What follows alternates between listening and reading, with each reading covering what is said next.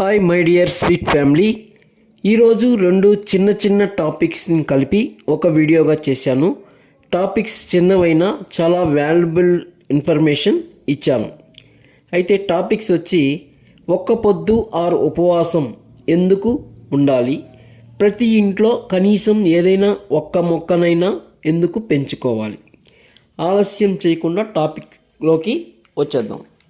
ఇప్పుడు మొదటి దానిని గురించి ఆలోచిస్తే ఫస్ట్ అసలు భగవంతుడికి మనము ఎందుకు ఉపవాసం ఉండాలి? దేవుణ్ణి ప్రసన్నం చేసుకోవడానికి త్రికరణ శుద్ధితో ప్రార్థన చేసుకోవాలి. అంతేకాని మనం ఉపవాసం ఉండడం వలన ఎలాంటి ప్రయోజనం ఉండదు. అయితే ఇక్కడ త్రికరణ శుద్ధి అంటే ఏంది అనేది మీకు డౌట్ వస్తుంది. దానికి త్రికరణ శుద్ధి అంటే ఏంది అనేది ఇప్పుడు చెప్తాను, చూడండి. త్రికరణ శుద్ధి అంటే మనస, వాచ, కర్మణ. అంటే మనస అంటే నిర్మలమైన మనసుతో, అంటే మనసు నిండా భగవంతుడినే నింపుకొని, అంటే వేరే ఆలోచనలు ఏవీ లేకుండా భగవంతుడిని మాత్రమే మన మనసు నిండా తలుచుకుంటూ. నెక్స్ట్ వాచ అంటే భగవంతుడినే స్మరిస్తూ, భగవంతుడినే ప్రార్థిస్తూ, కీర్తిస్తూ, అంటే శ్లోకాలు చదవడం కానీ, మంత్రాలతో స్మరించుకోవడం కానీ, లేదా ఏదైనా కీర్తనలు పాడుతూ కానీ చేయడాన్ని వాచ అంటే మన యొక్క వాచ, మనసు నిండా వాచ అంటే శ్లోకాలు మంత్రాలు ఇవి చదువుతూ. నెక్స్ట్ కర్మణ అంటే అంటే మనం చేసే పనులు, పవిత్రంగా చేసే పనులు. అవేంటంటే పూలంకరణ, దేవుడి పైన పూలు చల్లుతూ, దేవుడికి అభిషేకం చేసుకుంటూ, దేవుడి ముందర భజన చేస్తూ, ఇలా చేసే అన్నింటి గురించి కర్మణ అంటే మనస, వాచ, కర్మణ. ఈ మూడింటితో పవిత్రంగా చేసే పూజా విధానాన్ని త్రికరణ శుద్ధితో ప్రార్థించుట అంటారు. ఓకే, ఇప్పుడు అర్థమైంది కదా త్రికరణ శుద్ధితో ప్రార్థించడం అంటే ఏంటి అని. మరి ఇప్పుడు టాపిక్లోకి వద్దాం. అయితే మన శాస్త్రము ఎందుకు ఉపవాసం ఉండాలి అని చెప్పింది? ఈ త్రికరణ శుద్ధితో ప్రార్థన చేసుకుంటే భగవంతుడిని ప్రసన్నం చేసుకోవచ్చు అని మనం ఇక్కడ చెప్తున్నాం. కానీ ఈ శాస్త్రం అనేది ఎందుకు ఇట్లా చెప్పింది? ఉపవాసం శాస్త్రం అంటే మనము మన చేత ఎలాంటి పొరపాట్లు చేయకుండా కొన్ని నియమాలను శాసిస్తుంటారు. ఎవరంటే మహానుభావులు. ఇప్పుడు ఆయన శంకరాచార్యులు ఇట్లాంటి వాళ్ళు ఉంటారు కదా, వాళ్ళు ఏంటంటే అమోఘమైన జ్ఞానాన్ని సంపాదించి ప్రతిదీ విశదీకరించి చెప్పకుండా అన్నిటికీ ఒక శాసనంలాగా ఇచ్చుంటారు. ఆ శాసనాలనే మనము మన హిందూ మతంలో ఇప్పటికీ కొనసాగిస్తూ ఉంటాం.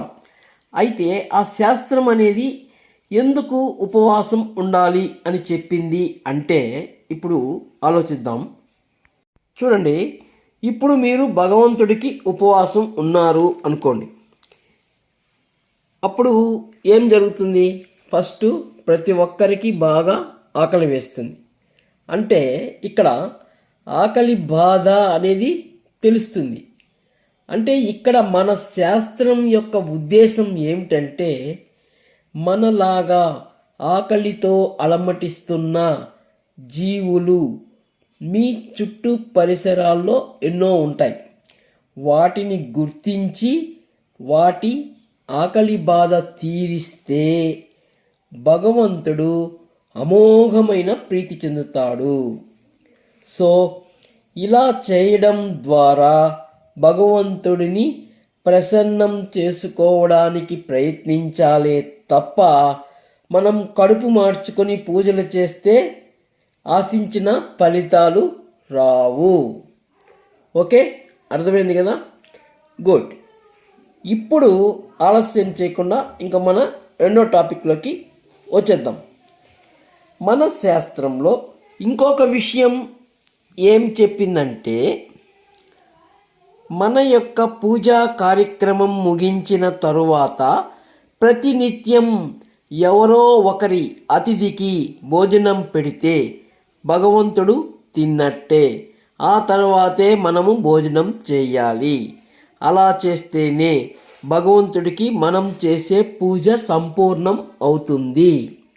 అంతేగాని ఉదయం నుంచి సాయంకాలం వరకు కడుపు మార్చుకొని సాయంకాలం గుడికి వెళ్ళి కొబ్బరికాయ కొట్టేసి కడుపు నిండా తిని పడుకోవడం వల్ల మనం చేసే పూజ అనేది సంపూర్ణం కాదు. అయితే మనకు అనునిత్యం అతిథులు అనేవాళ్ళు దొరకపోవచ్చు, లేదా అతిథికి సత్కరించడానికి సరిపోయే మనకున్నటువంటి వసతి సరిగా ఉండకపోవచ్చు, అంటే మనకు సరైన వసతులు లేకపోవచ్చు.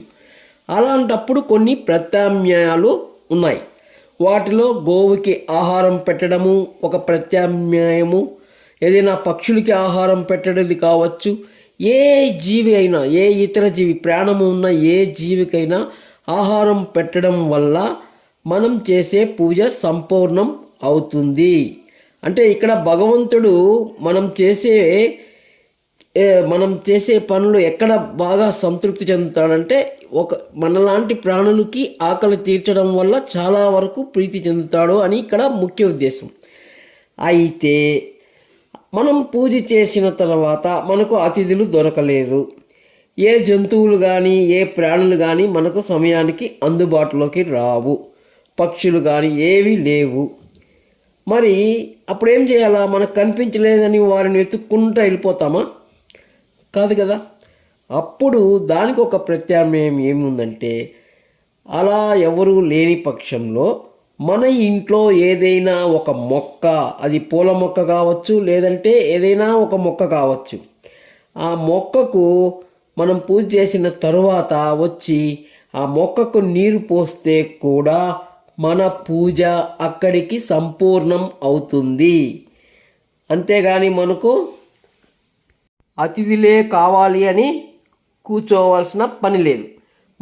మనకు సమయానికి ఎవరికైనా ఆహారం పెట్టే అవకాశం రాకపోతే మన ఇంట్లో ఏదైనా ఒక పూల మొక్క పెంచుకుంటూ ఉండి ఆ పూల మొక్కకు నీరు పోయడం వల్ల కూడా అది కూడా ఒక ప్రాణికి ఆకలి తీర్చినట్టే అవుతుంది అని మన శాస్త్రం. అదన్నమాట. అందుకే ప్రతి ఇంట్లో ఏదైనా ఒక మొక్క అనేది ఉండాలి.